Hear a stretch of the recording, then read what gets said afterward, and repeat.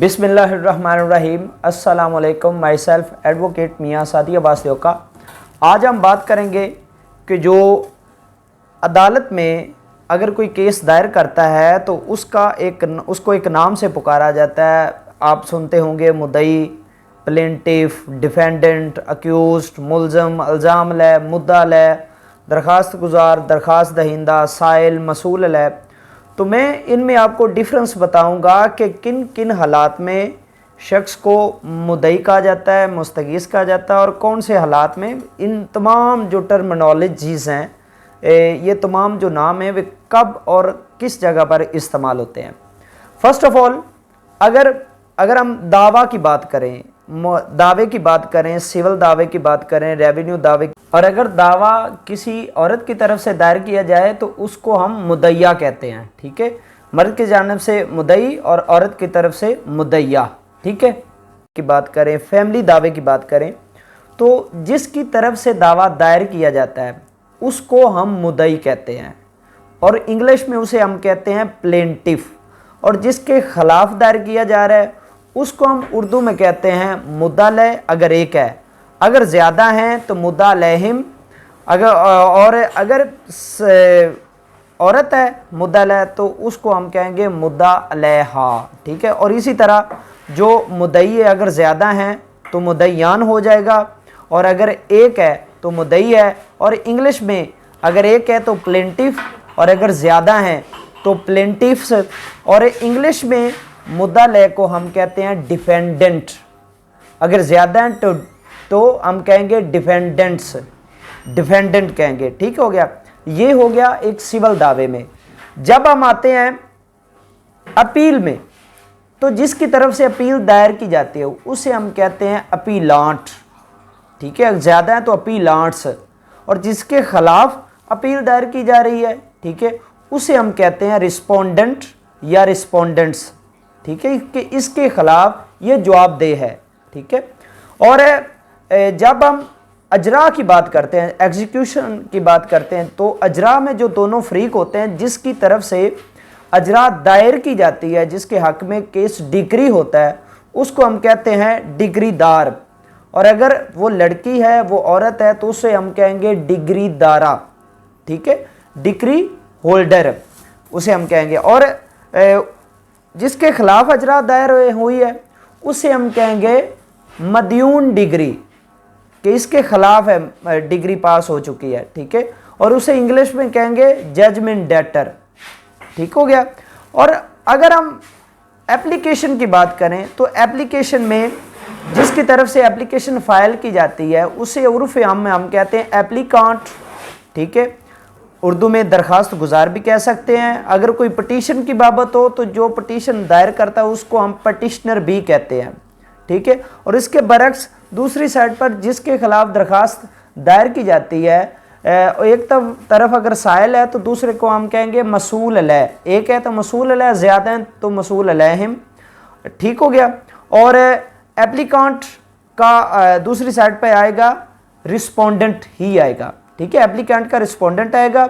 और अगर पटिशन की बात करें तो पटिशनर की तरफ से पटिशन दायर की जाती है और जिसके खिलाफ होगी उसे हम रिस्पोंडेंट ही कहेंगे। ठीक हो गया।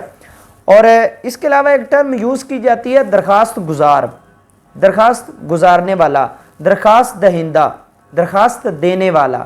ठीक है, और साइल की मैंने भी आपको बता दी। अब हम आते हैं फौजदारी मुकदमे की तरफ। जिसकी तरफ से एफआईआर दर्ज की जाती है या जो शख्स एफआईआर दर्ज करवाता है उसे हम उर्दू में कहते हैं मुस्तगीस, मुस्तगीस। और इंग्लिश में उसे हम कहेंगे कंप्लेनेंट। ठीक है, कंप्लेनेंट। और उसके बरक्स जिनके खिलाफ मुकदमा दर्ज हुआ, जिनके खिलाफ जो है वो एफआईआर दर्ज हुई, उनको हम कहेंगे मुल्ज़म। ठीक है, अक्यूज्ड, मुल्ज़म या इल्ज़ाम लय। ठीक है, एक है तो इल्ज़ाम लय, ज़्यादा तो इल्ज़ाम लहिम। ठीक है, और जब पहले हम उनको मुल्ज़म कहेंगे और जब उन पर जो जुर्म है, जो इल्ज़ाम है वो साबित हो जाएगा तो फिर हम उनको कह सकते हैं मुजरिम। पहले वो मुल्ज़म रहेंगे, यानी कि फौजदारी में जो एफआईआर दर्ज करवाने वाले को हम कंप्लेनेंट कहते हैं और उसके बरक्स जो होता है उसे हम कहते हैं अक्यूज्ड, मुल्जिम, ये हम कहते हैं। एक और टर्म आपने सुनी होगी, जामन। जामन उस शख्स को कहते हैं कि जिसने किसी भी शख्स की ज़मानत के लिए अदालत में मुचलका या ज़मानतनामा दाखिल किया हो, ठीक है, उसको हम जामन कहते हैं। और उसे इंग्लिश में कहते हैं श्योरिटी, और उसके ज़मानतनामे को श्योरिटी बॉन्ड कहेंगे, ठीक है। ये वो टर्म्स हैं जो इस्तेमाल की जाती हैं ड्यूरिंग प्रोसीडिंग ऑफ कोर्ट, ठीक है। और एक चीज़ मैं आपको वाज़े करना चाहूँगा, अब इसके अलावा मैं आपको बताऊंगा कि आपने अदालत में खड़े किस साइड पर होना है, ठीक है, खड़े किस साइड पर होना है। याद रखें, अगर आप मुद्दई हैं, अगर आप अपीलांट हैं, अपील आपने फाइल की है, अगर आप मुस्तगीस हैं, अगर आप पेटिशनर हैं, अगर आप डिग्रीदार हैं, डिग्रीदारा हैं, एप्लीकांट हैं, कंप्लेनेंट हैं, प्लेंटिफ हैं, तो आपने जो आपकी अपनी साइड है, बाएं वाली साइड, बाएं साइड पर खड़े होना है, और जज सबके राइट साइड पर खड़े होना है, जज सबके दाएं तरफ, और अपनी बाएं तरफ अपने लेफ्ट साइड पर, ठीक है, लेफ्ट साइड पर आपने खड़े होना है, और जज सबके राइट साइड में खड़े होना है। और अगर आप मुल्ज़म की तरफ से हैं, मुल्ज़म हैं, या पर अपील फाइल की गई है, या आप मदयून डिग्री हैं, या आप रिस्पोंडेंट हैं, ठीक है, तो फिर आपने अपनी जो साइड है, अपनी तरफ आपने दाएं तरफ खड़े होना है, अपने दाएं तरफ खड़े होना है, ठीक है, राइट साइड पर, अपने राइट साइड पर, और जज सबके लेफ्ट साइड पर, जज सबकी बाएं साइड पर आपने खड़े होना है, ठीक है। और इन साइड्स पर आपने खड़े होकर अपने आर्गूमेंट्स करने हैं, अपने डॉक्यूमेंट्स पेश करने और प्रोसीडिंग में पेश होना है, ठीक है। तो इस वीडियो में मैंने आपको चंद बुनियादी चीज़ें बताई, इंशाल्लाह आपके काम आएंगी। इंशाल्लाह किसी नेक्स्ट वीडियो में आपके साथ मुलाकात होगी, तब तक के लिए अल्लाह हाफिज़।